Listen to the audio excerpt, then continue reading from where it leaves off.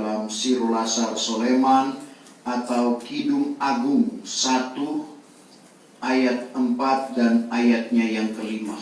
Saya akan baca dalam Alkitab terjemahan lama, dan untuk menghormati pembacaan firman Tuhan, saya jemput Bapak Ibu Saudara sekalian bangkit berdiri.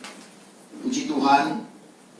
Sirulasar Soleman atau Kidung Agung 1 ayat 4 dan ayat 5. Tariklah akan daku, maka kami pun akan mengikut engkau. Bahwa baginda sudah membawa aku masuk ke dalam mahligai, maka kami pun akan bergemar dan bersukacita akan dikau, dan memuji birahimu terlebih daripada air anggur. Segala orang yang tulus hatinya itu kasih akan dikau. Bahwa akulah hitam tetapi manis, hai putri-putri Yerusalem, seperti kemah kedar dan seperti tirai kelambu Soleman. Terima kasih. Puji Tuhan, silakan duduk. Sebagaimana yang sudah diungkapkan dan kita tahu bersama, bahwa kitab Kidung Agung ini atau Sirulasar Soleman ini merupakan salah satu dari 5 kitab syair atau kitab yang terakhir dalam 5 kitab syair yang dimulai dari Ayub berbicara tentang berkat melalui sengsara, Mazmur berbicara tentang doa melalui puji-pujian, dan Amsal berbicara tentang hikmat melalui pepatah, dan Al-Khatib atau pengkhotbah berbicara tentang kesungguhan di atas kesia-siaan. Segala sesuatu yang ada di dalam dunia ini adalah sia-sia adanya. Lalu kitab Sirulasar yang kita baca atau kitab Kidung Agung ini adalah berbicara tentang kemuliaan melalui persekutuan, atau dengan kata lain bahwa ini adalah buku kekasih. Dan ternyata juga Bapak Ibu Saudara, dari 5 kitab syair ini menggambarkan bagaimana perjalanan iman kita, sehingga kita boleh bertunangan dengan Soleman yang agung yang berbicara tentang Tuhan Yesus Kristus. Bukan hanya bertunangan bagi kita yang hidup di akhir zaman ini, sampai akan menikah secara rohani. Dan untuk menuju pada pernikahan itu, kita harus mempersiapkan diri. Wahyu 19 ayatnya yang ke-7. Wahyu 19 ayat 7. Hendaklah kita bersukacita dan bersukaria. Hendaklah kita bersukacita dan bersukaria. Hendaklah kita memberi dia hormat. Hendaklah kita memberi dia hormat. Karena ketika kawin anak domba itu sudah tiba. Ketika kawin anak domba, siapakah anak domba? Tidak lain berbicara tentang Tuhan Yesus Kristus. Dalam Yohanes 1 ayat 29, lihatlah anak domba Allah yang mengangkut dosa isi dunia. Dan istrinya pun sudah bersedia. Istri atau pengantin dalam terjemahan baru itu sudah bersedia. Kita perlu mempersiapkan kehidupan kita. Jangan nanti pada waktu gereja Tuhan diangkat, kita ini tertinggal. Tetapi kalau kita mempersiapkan diri Bapak Ibu Saudara dengan firman Tuhan yang sudah diungkapkan di dalam kehidupan kita, kita mau memajukan akan iman kita. Kita perhatikan Bapak Ibu Saudara, seperti jemaat yang ada di Ibrani. Jemaat yang ada di Ibrani, di dalam kehidupan mereka ditegur oleh Rasul Paulus. Tadinya juga mereka seperti kanak-kanak rohani. Seperti yang diungkapkan dalam Ibrani 5 ayatnya yang ke-12. Ibrani 5 ayat yang ke-12.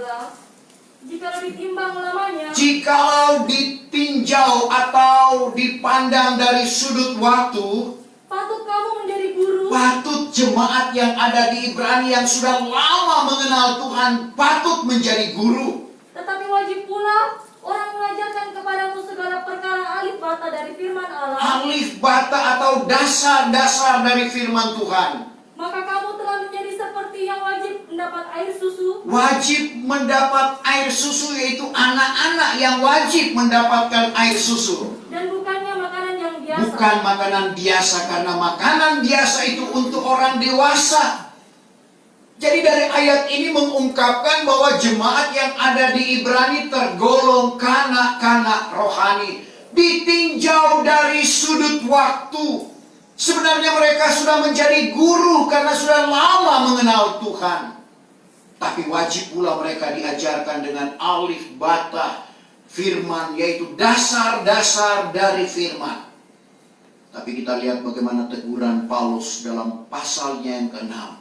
Berhenti dari pengajaran dasar, langsungkan pada kesempurnaan. Dan ternyata jemaat yang ada di Ibrani dengar-dengaran. Karena buktinya mereka di bawah pada pendewasaan rohani yang dibuktikan. Mereka bisa sampai ke Yerusalem yang di sorga. Mereka masih hidup. Tapi Paulus suratkan, kamu sudah datang ke negeri Allah yang hidup, yaitu Yerusalem yang di sorga, tempat perhimpunan berlaksa-laksa malaikat. Bagaimana mereka yang masih hidup sudah sampai ke Yerusalem di sorga? Mungkin bagi orang lain, mana mungkin. Tapi bagi kita Tuhan sudah ungkapkan, tentunya dengan karunia Roh Kudus. Kalau kita ada karunia penglihatan, Tuhan bisa bawa kita seperti jemaat yang ada di Ibrani sampai ke Yerusalem di sorga, bukan Yerusalem yang ada di Timur Tengah. Kita baca Ibrani 12 ayat yang ke-22. Tetapi kamu sudah datang ke Gunung Sion. Kamu sudah datang ke Gunung Sion. Dan ke negeri Allah yang hidup. Ke negeri Allah yang hidup. Yaitu Yerusalem yang di surga. Yerusalem di sorga, bukan Yerusalem yang ada di Palestina. Dan kepada perhimpunan berlaksa-laksa malaikat. Kepada perhimpunan berlaksa-laksa malaikat. Sekali lagi, bagaimana cara mereka sampai ke Yerusalem yang ada di sorga? Lewat karunia Roh Kudus. Karena karunia Roh Kudus itu akan membawa kita kepada pendewasaan rohani. Nanti kita akan ikuti penjelasan dalam ayat ini. Bagaimana Sulamit boleh masuk ke Malikai Raja. Yang tidak lain adalah bagaimana kita datang kepada Tuhan. Bersekutu dengan Tuhan. Sehingga setiap janji Tuhan itu Tuhan nyatakan di dalam kehidupan kita. Terutama Matius 18 ayat 20. Semua orang boleh berkata, di mana 2-3 orang berhimpun atas nama Tuhan, di situ Tuhan ada. Tetapi bukti kehadiran Tuhan, bukti Tuhan ada dalam perhimpunan itu. Kita baca dulu Matius 18 ayat 20. Ayat yang ke-20. Karena barang di mana ada 2 atau 3 orang berhimpun atas namaku. Di mana 2-3 orang berhimpun atas nama Tuhan, disitulah aku ada di tengah-tengah mereka. Disitulah Tuhan ada di tengah-tengah mereka itu. Untuk itu dalam ayat ini dikatakan, tariklah akan daku, maka kami pun akan mengikut engkau. Ini perkataan dari Sulaiman kepada Sulamit, karena kami berarti terdiri dari beberapa orang dan putri-putri Yerusalem. Jadi sekali lagi dikatakan di sini, tariklah akan daku, maka kami pun akan mengikut engkau.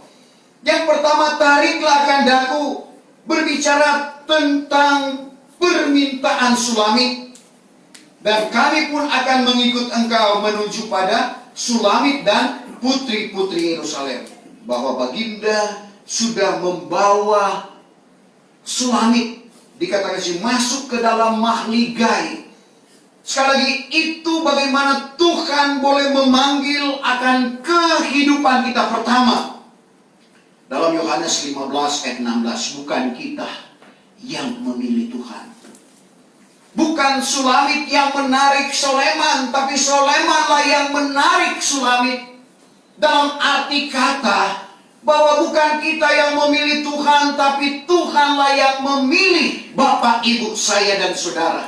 Sesuai dengan Yahya atau Yohanes 15 ayatnya yang ke-16. Ayat yang ke-16. Bukannya kamu ini yang memilih aku. Bukan kamu yang memilih aku, kata Tuhan. Melainkan aku inilah yang memilih kamu. Melainkan aku, yaitu Tuhan yang telah memilih Bapak, Ibu, saudara dan saya. Serta menetapkan kamu supaya kamu ini pergi mengeluarkan buah, dan buah itu kekal adanya, supaya barang apapun yang kamu mohonkan kepada Bapa dengan namaku, Ia karuniakan kepada kamu. Jadi kita lihat, bukan kamu yang memilih aku, tapi akulah, Tuhanlah yang memilih Bapak, Ibu, Saudara dan saya. Suatu hal yang luar biasa. Kalau kita ada di dalam pilihan Tuhan, dan ternyata setelah kita dipilih, ada tanggung jawab besar juga yang Tuhan anugerahkan di dalam kehidupan kita, yaitu memberitakan bagaimana Tuhan sudah menarik kita keluar dari dalam gelap. Tadi kita di luar tabernakel, sampai kepada terang yang ajaib. Terang yang ajaib dalam pelajaran tabernakel itu ada di kamar mahasuci. Kamar mahasuci itu ada tabut perjanjian Allah yang tidak lain berbicara tentang kabar pengantin Kristus. Sehingga Petrus kepada orang-orang pilihan yang ada pada zamannya, yang bertaburan di Pontus, Galatia, Kapadokia, Asia, dan Bithynia, dia berkata dalam 1 Petrus 2 ayat 9, dan itu juga datang kepada Bapak, Ibu, saya dan saudara. 1 Petrus 2 ayat 9.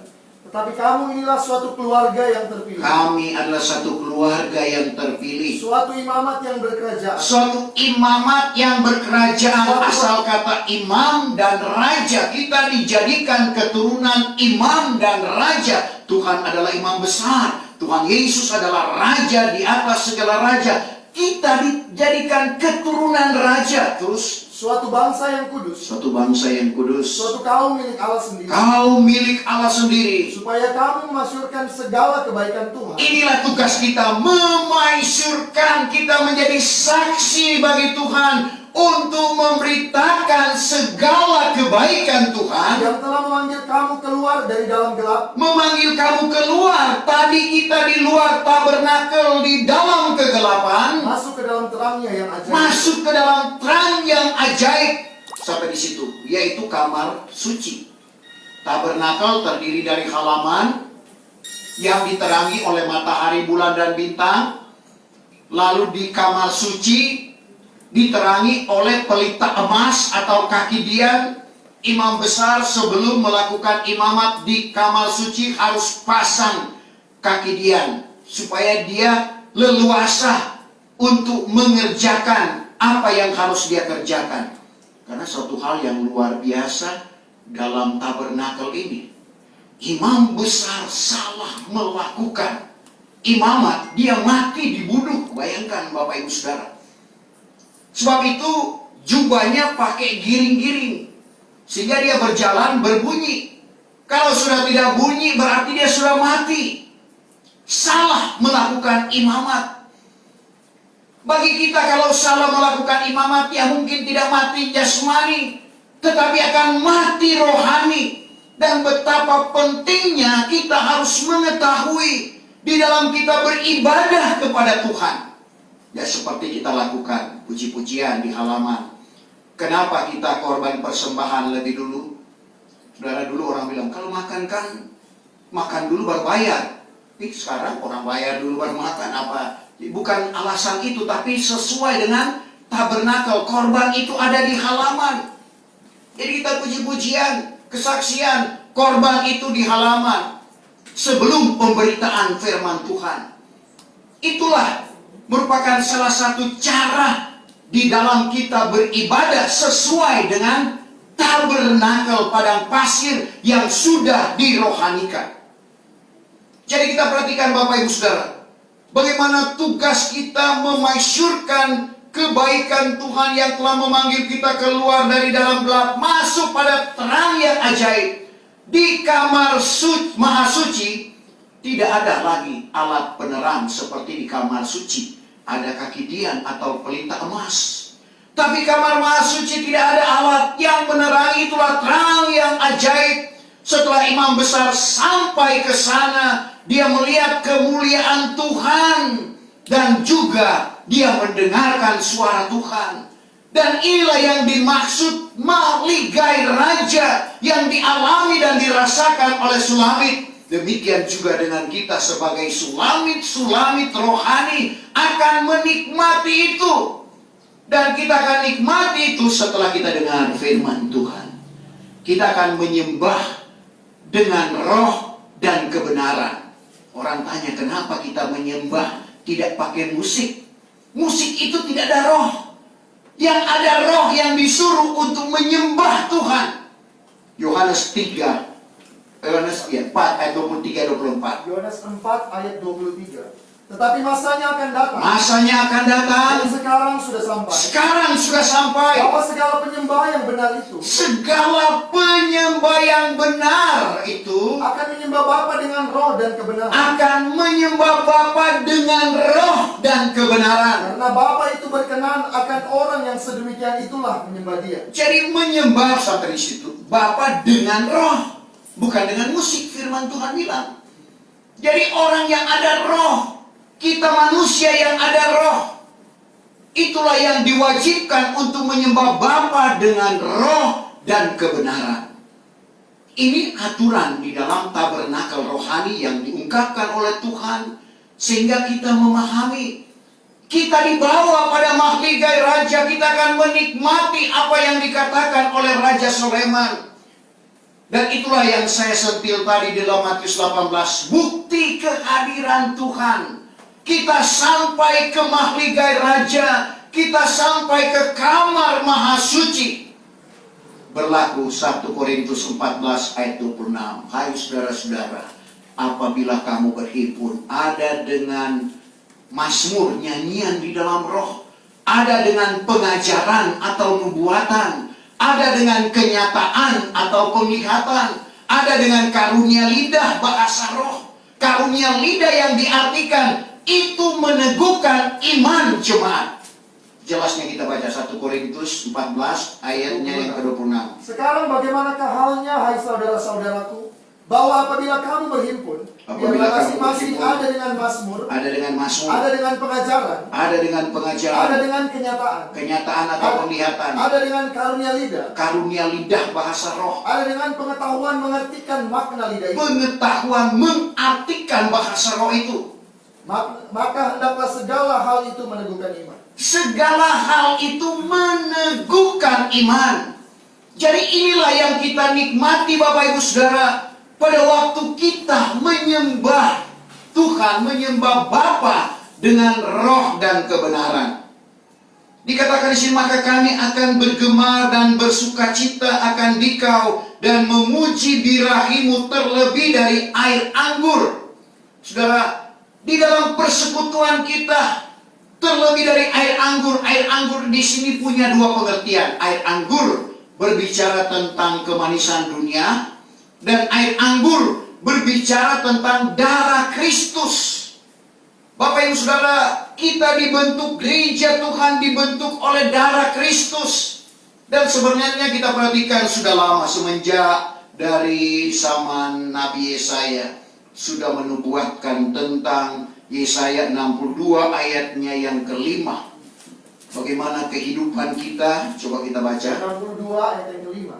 Karena seperti seorang taruna beristrikan seorang anak darah, seperti seorang taruna beristrikan seorang anak darah, demikian pun engkau akan diperistrikan oleh Dia. demikian pun engkau umat Israel, umat pilihan Allah, diperistrikan oleh Dia Yang menyembuhkan dikau. yang menyembuhkan dikau. Dan seperti seorang mempelai laki-laki bergemar akan mempelai perempuan, Seorang mempelai laki-laki bergemar akan mempelai perempuan. demikian pun Allahmu kelak bergemar akan dikau. Demikian Allahmu bergemar. Dan itu juga berlaku di dalam kehidupan kita.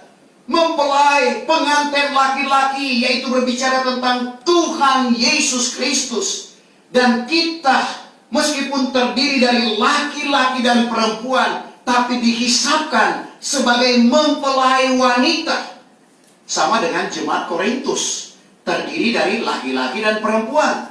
Tapi Paulus katakan, suratkan dalam 2 Korintus 11 ayat 2, aku cemburu kepada kamu dengan suatu cemburuan ilahi, sebab aku sudah tunangkan kamu dan memperhadapkan kamu seperti perawan yang suci kepada Yesus Kristus.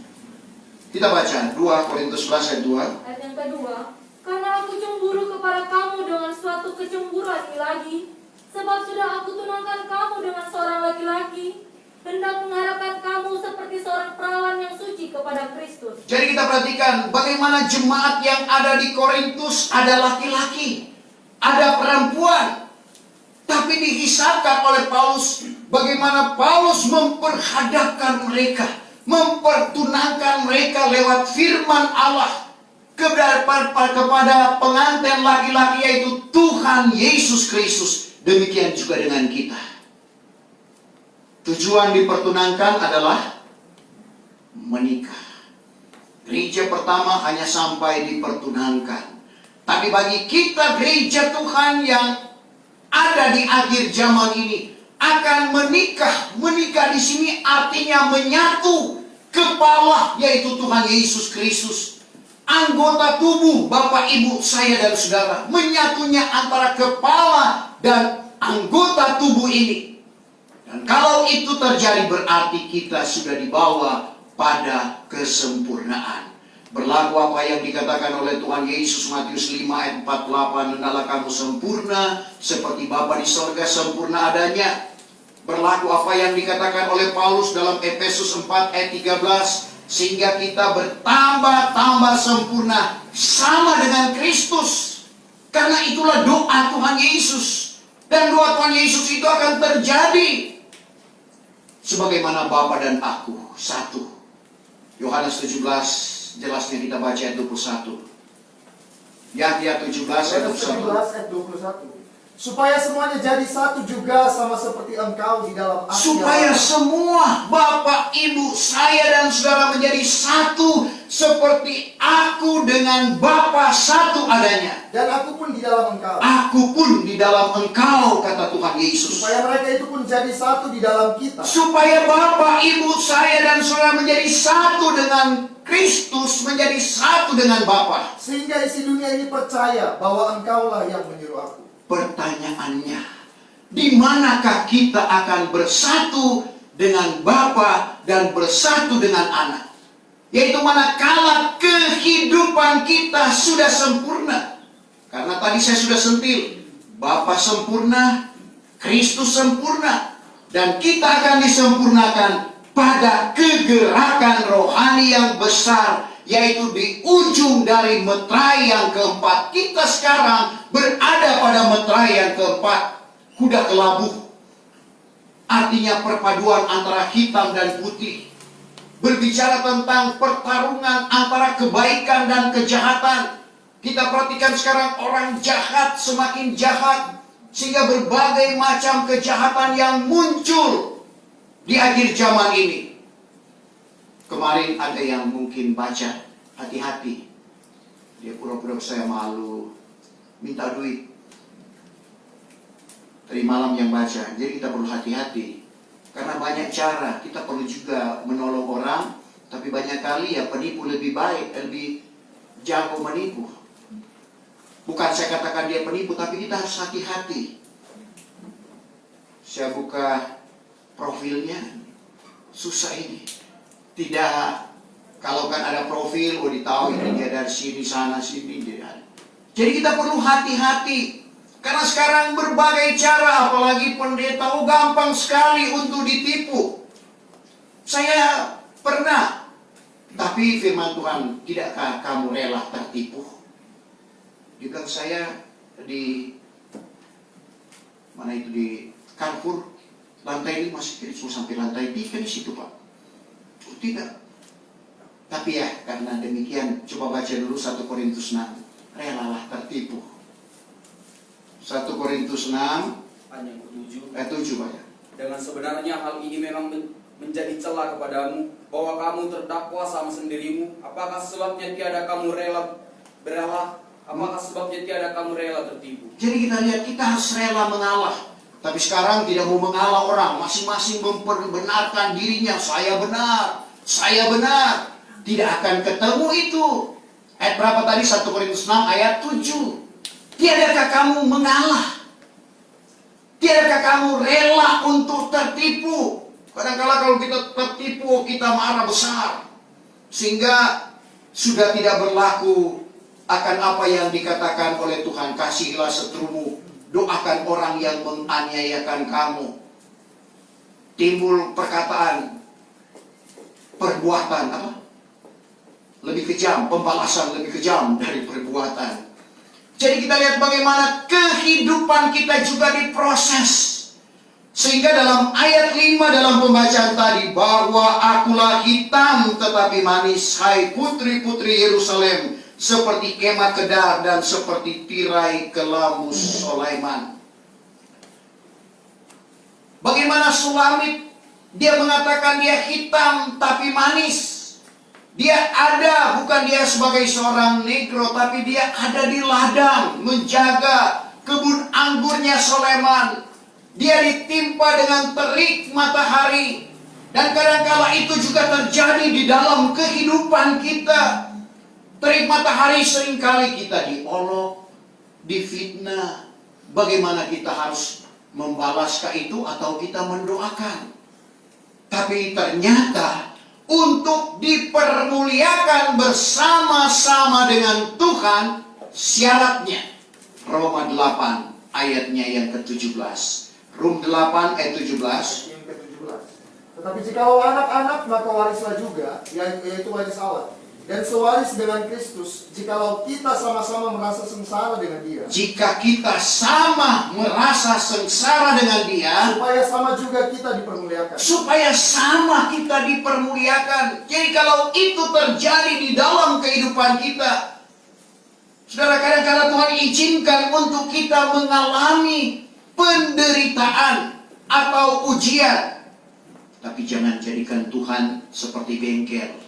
Kalau rusak baru datang, baik pergi. Itu bengkel. Saudara, jangan jadikan Tuhan bengkel. Nanti ada persoalan baru menangis kepada Tuhan, tolong. Tuhan tolong, pergi. Tidak balik lagi. Jadi dalam keadaan susah, dalam keadaan senang, kita perlu selalu dengan Tuhan. Selalu saya katakan tentang kehidupan Ayub. Di dalam kekayaannya, dia tetap dengan Tuhan. Di dalam kepicikannya, dia tetap dengan Tuhan. Rahasianya, kita perhatikan, Ayub mengutamakan Tuhan. Dia tidak mengesampingkan firman Tuhan. Dia taruh kata lidah atau perkataan Tuhan melebihi kehidupannya. Kita baca Ayub pasal yang ke-23 ayat yang ke-12. Yang ke-12. Tetapi tiada pernah aku menyebelahkan firman yang Tiada pernah aku menyebelahkan atau mengesampingkan firman yang terbit daripadanya. Berarti dia mengutamakan firman Tuhan di dalam kehidupannya. Melainkan sudah kutaruh akan segala kata lidahnya. Sudah kutaruh akan kata lidahnya, yaitu perkataan Tuhan atau firman Tuhan. Terlebih daripada kutaruh akan penghidupanku. Terlebih kutaruh akan penghidupanku. Artinya firman Tuhan segala-galanya di dalam kehidupan kita. Saya percaya kehadiran kita pada saat ini karena kita tahu, kita sadari akan ayat ini. Tuhan segala-galanya. Meskipun hujan deras, saya lihat orang datang dengan basa-basa. Saudara, karena mengutamakan Tuhan. Dan itulah yang Tuhan inginkan. Matius 6 ayat 33. Carilah dahulu kerajaan Allah serta kebenarannya, maka sekaliannya itu akan ditambahkan kepadamu. Tuhan tidak seperti manusia yang bersesalan. Tuhan tidak seperti anak manusia yang bersesalan. Tidak seperti manusia yang berdusta. Apa yang dia katakan, dia akan adakan, Bapak Ibu Saudara. Asalkan kita sungguh-sungguh. Seperti pengakuan dari Sulamit, meskipun dia hitam. Begitu juga dengan kita. Kadang-kala kita hitam dengan ujian, tantangan, persoalan yang diperhadapkan kepada kita. Tapi kita manis di pemandangan Tuhan. Tuhan selalu memberikan penghiburan. Persoalan apapun, Bapak Ibu Saudara. Karena seringkali kita hidup di dalam tekanan. Tapi tekanan itu tidak akan membuat kita bungkuk rohani. Karena ada Tuhan yang menopang beban-beban yang diperhadapkan kepada kita. Satu waktu dari Toraja saya lihat, anak kecil kasihan, pikul beban. Saya tidak tahu kopi itu kah atau beras. Tapi ternyata orang tuanya yang menopang dia. Jadi dia cuma sekedar, tapi sebenarnya orang tuanya yang memikul beban itu. dapat gambaran begini kehidupan kita. Kita ada beban, tapi Tuhan yang menopang akan beban-beban itu, sehingga beban itu tidak membuat kita hanyut di dalam pencobaan. Banyak orang bunuh diri karena tidak mampu menahan beban yang diperhadapkan kepadanya. Tapi kita, Bapak Ibu Saudara, tidak perlu takut. Tuhan yang menopang kehidupan kita, sehingga kita tidak akan terbungkuk, tetapi kita akan tetap tegar menghadapi setiap beban-beban yang diperhadapkan kepada kita. Saya tahu dan percaya anak-anak itu punya beban sendiri, apalagi orang tua punya beban. Tapi kalau kita serahkan kepada Tuhan, jangan jadi seperti perumpamaan lagi. Seperti ini musim hujan, semua orang bawa payung. Payung ditaruh di luar dan dimasukkan ke dalam. Pulang kita ambil lagi. Kadang-kala gambaran itu berlaku. Persoalan kita tinggalkan di luar. Kita beribadah kepada Tuhan. Pulang kita ambil kembali. Bukan saya suruh supaya Bapak Ibu tinggalkan itu payung di luar. Bukan itu maksud saya. Tapi pengertian rohaninya, Bapak Ibu Saudara. Jangan kita datang dengan beban, kita tinggalkan beban itu di luar. Masuk bebas memuji Tuhan seperti tadi. Dan saya boleh melihat ketaatan Bapak Ibu Saudara. Kalau belum disuruh berdiri, akan berdiri juga. Puji Tuhan, tidak apa-apa. Setelah berdiri lebih semangat. Jadi biar cuma 2 lagu, tapi kalau kita semangat, kadang-kala baru mulai semangat sudah berhenti pemimpin pujian. Belum panas sudah stop. Tapi seperti tadi Bapak Ibu Saudara, kita nikmati, kita rasakan. Sehingga beban-beban yang kita alami, saya yakin dan percaya itu semua Tuhan hilangkan di dalam kehidupan kita. Jadi Bapak Ibu Saudara, sebagaimana pengakuan daripada Sulamit ini, bahwa aku hitam tetapi manis. Hai putri-putri Yerusalem, seperti kemah kedar dan seperti tirai kelambu. Putri Yerusalem itu juga berbicara tentang gereja Tuhan. Tapi sayangnya mereka tidak jadi pengantin. Tidak seperti Sulamit yang masuk di dalam peraduan. Mereka seperti tirai kelambu Soleman, hitam, Bapak Ibu Saudara. Mereka tidak tembus sampai ke dalam mahligai. Tapi bagi kita yang percaya, karena banyak orang juga yang tidak percaya akan karunia itu palsu. Tapi firman Tuhan bilang 1 Yohanes 2 ayat yang ke-27, karunia itu tidak palsu. 1 Yohanes 2 ayat 23. 1 Yohanes 2 ayat yang ke-27. 27 ya. Adapun kamu ini, maka karunia roh yang telah kamu peroleh daripadanya itu tinggal di dalam kamu. Dan tak usah kamu diajar oleh seorang pun lagi, melainkan karunia-Nya itu memberi kamu pengajaran dari hal segala perkara. Dan sungguhlah karunia itu bukannya palsu. Karunia itu bukannya palsu. Dan seperti kamu sudah diajarnya, Seperti kamu sudah diajar oleh karunia Roh Kudus, maka tinggallah kamu di dalam Dia. tinggallah kamu di dalam Dia. Karena Roh Kudus ini yang dikatakan dalam Yohanes 16 ayatnya yang ke-13. Apabila Ia sudah datang, yaitu Roh kebenaran, yang tidak lain berbicara tentang Roh Kudus lewat karunia-karunia-Nya itu yang akan membawa kita kepada segala kebenaran, sehingga kita boleh mengerti apa kehendak Tuhan. Untuk itu Bapak Ibu Saudara, jadilah kita seperti Sulamit, meskipun hitam tetapi manis. Saya jemput kita bangkit berdiri, kita sempurnakan ibadah kita pada pagi menjelang siang hari ini. Betapa besar kasih